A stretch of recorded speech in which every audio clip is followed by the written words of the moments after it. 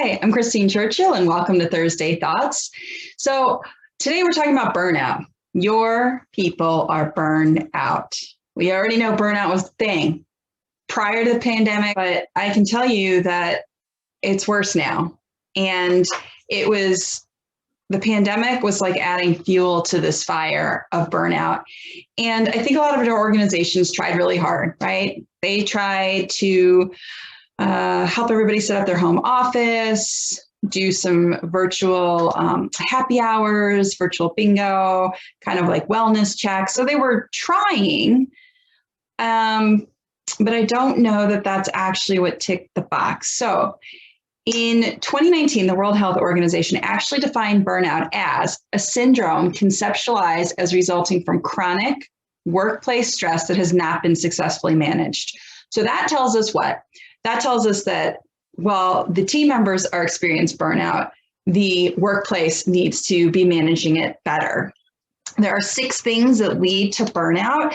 So an unsustainable workload that is continuous. So it's not like there's a light at the end of the tunnel. And I think for a lot of us going into the pandemic and the initial quarantine / lockdown period, everyone thought this was short term and somewhat sustainable. There was an energy around getting behind everyone and everybody trying to do the right thing.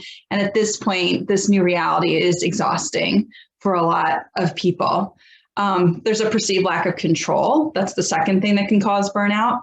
Insufficient reward for effort. So especially now, even if you're not getting rewarded daily for things, or you're not getting rewarded at the workplace, people at least see what you're doing. They can appreciate you, that you're there and that you're showing up, but that's not happening now in any capacity.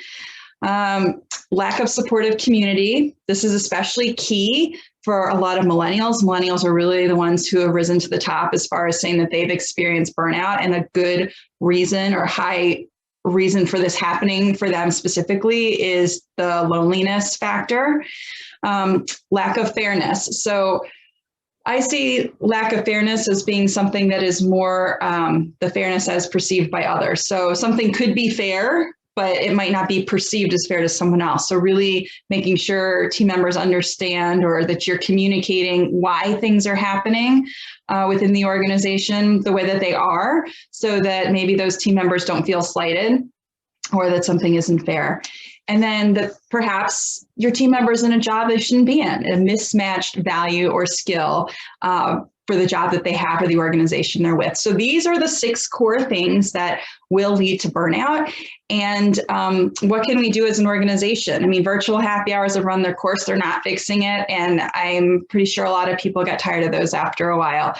I think the wellness programs are great, but that's great for individual well-being. So what can workplaces do now? So things to think about. Adjusting workloads, especially right now, or trying to figure out ways to make it a little bit more manageable. Right now, I think the expectation is that people are available from 5:30 a.m. to 10 p.m. just because they're not in the middle of a commute. Everyone's set up to work from home, so they should just be available.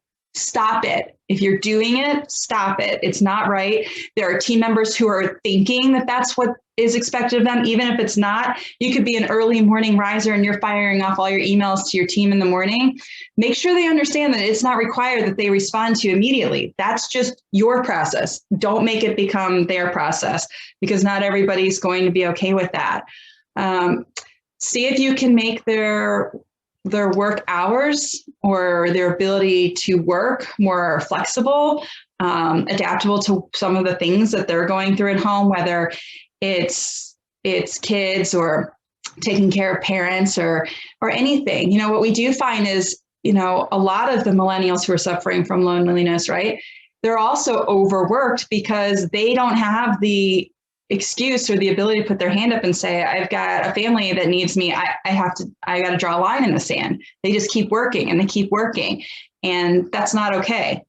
And, you know, being able to support your team with doing just small things like that is huge. And let's be honest, people, the amount of meetings, like really, we were in meeting burnout to begin with. And in fact, $37 billion in the US alone is lost annually because of unproductive meetings. So when people are already suffering from burnout, they're not going to be productive at the meeting. The meeting will not be productive, period.